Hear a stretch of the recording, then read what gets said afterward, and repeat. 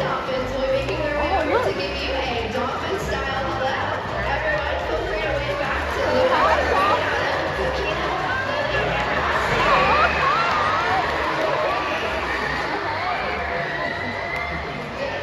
but certainly not least, she is our highest flying little rock star, soaring high into the spotlight. This is Luna.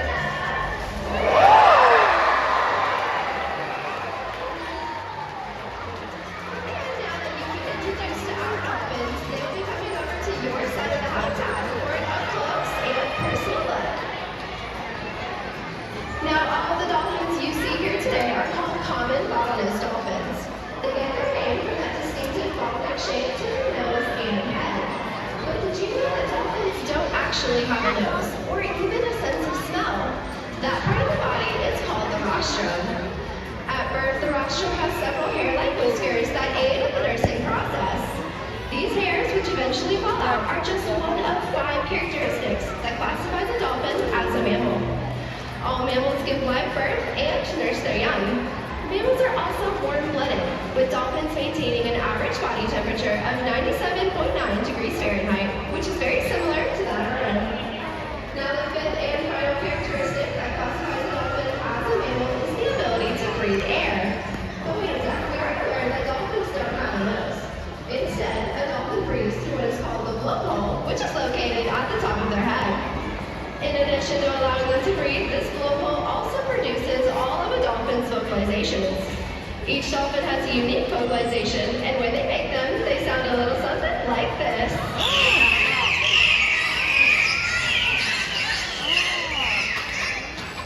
Thank you, girls. I couldn't have said that any better myself. Now, a dolphin's tail is actually made up of 2 separate fins called flukes. In order to reach top speeds in the water, a dolphin will push these flukes in an up and downward motion. This motion will be perfectly demonstrated for you all along the acrylic by Salvador with his very best impression of a mermaid. Now, this means a dolphin must have an extremely powerful peduncle. But what exactly is the peduncle? The peduncle is the section of the dolphin's body that is located behind the dorsal fin and just in front of those tail flukes. Now, this is where a dolphin gets all of its strength. And not only does this allow them to be swift and powerful swimmers, but it also allows them to jump up.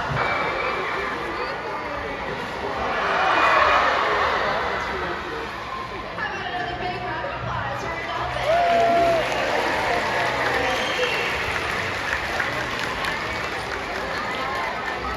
Now, you all might be wondering, how exactly do we train our bottlenose dolphins?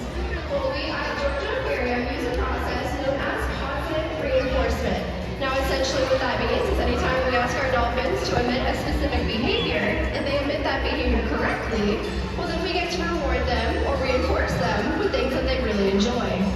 Now, throughout the training process, we are also able to use a variety of tools, and the first of which you might have already seen are hand signals.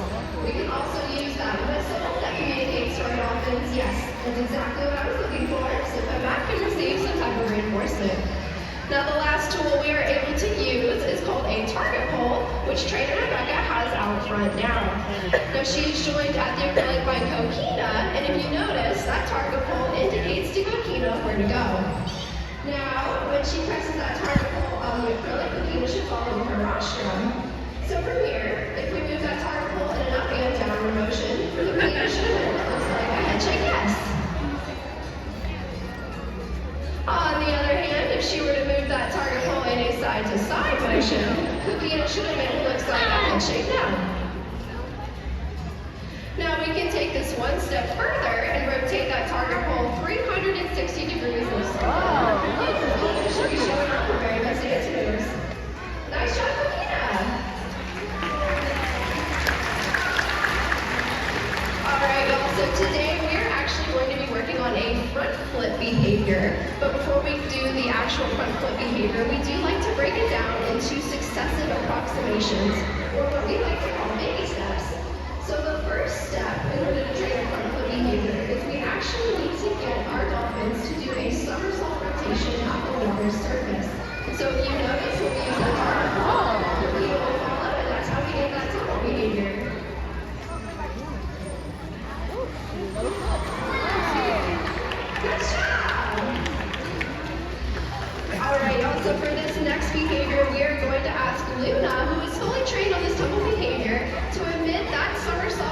rotation of the water surface at 3 different positions along the acrylic.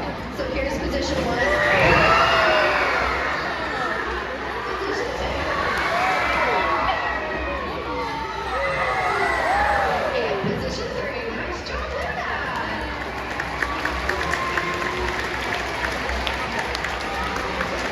Alright, now the next step from here is to slowly increase the height up and out of the water of that surface rotation. So Kay is fully trained on his front flip behavior, and we are going to wait for that hand signal from his trainer. There he goes. And he should do his front flip at 3 different positions.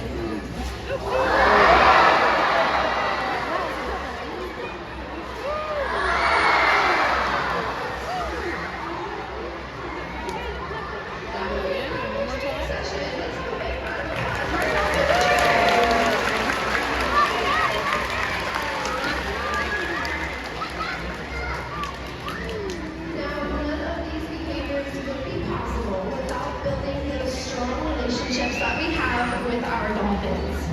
These relationships are built off mutual trust and respect, and it can take up to about a year before we even get in the water with our dolphins. That's because it takes a lot of time to get to know them, and we spend several hours poolside learning what their preferences are and what they find reinforcing. Now we can reinforce or reward our dolphins in a variety of ways. Now the first way we are able to reinforce our dolphins is with something known as primary reinforcement. Now essentially what this means is primary reinforcement is anything that our dolphins naturally enjoy. So the main thing that dolphins enjoy is fish. Now every day we get up bright and early at 6 a.m. and we prepare anywhere between 300 to 600 pounds of fish every single day. Now our dolphins get a variety of fish species, including flounder, snout, capelin, herring, all sorts of fish. Now we can also give them something known as a secondary reinforcer. Now secondary reinforcers are also just as important.